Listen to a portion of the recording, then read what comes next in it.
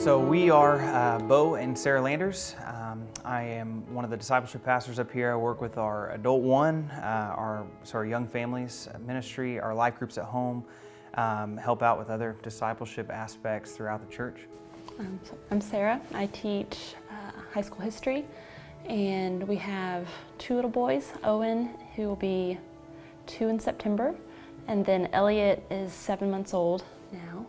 So we've got the two of them, which keep us pretty busy. As far as our lives as a couple, I think the amount of conflict that we have has increased exponentially since we've had kids. And having to deal with conflict between us plus stuff with the kids, that has been a challenge. So we have this conflict that we're dealing with the kids, and then we have, in the midst of that, we're trying to figure out how to parent well. Then that causes conflict in between us.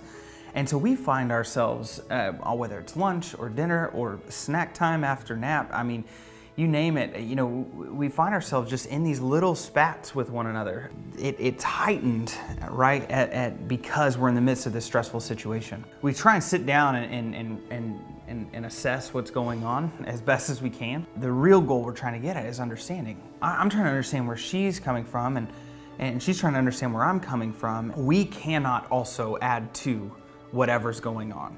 What's really stressful for me, what makes it a lot worse for me, is if, and Beau has a tendency to want to talk about everything as it's happening. So for me, it's kind of a matter of saying, okay, let's put a pause on this between us, and then really being intentional about, okay, well, after the kids have gone to bed, let's sit down and let's talk.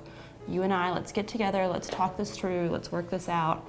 For me, I want the quick resolution. I want the fix to happen. I want it to go. We know that the times that we're not addressing those, and we look 3 weeks down the road and we haven't really talked about it, we've kind of just band-aided it for a little while.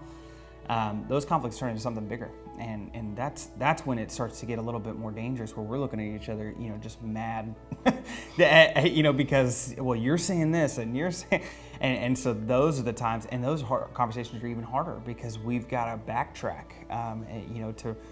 Not even really what started it, but the sentiment that's going along with it. I think the thing coming out of these types of conflict that, after we've sat down and we've talked something through, the really great thing about that is that at the end of the day, I can look at him. This is a man who loves his kids and who loves me as his wife and is so committed to taking care of us. It's worth taking time to sort through what it is about these things that is bad so that we can fix them, so that we can grow more together. But in the midst of all of that, this is really someone that I can love and can respect.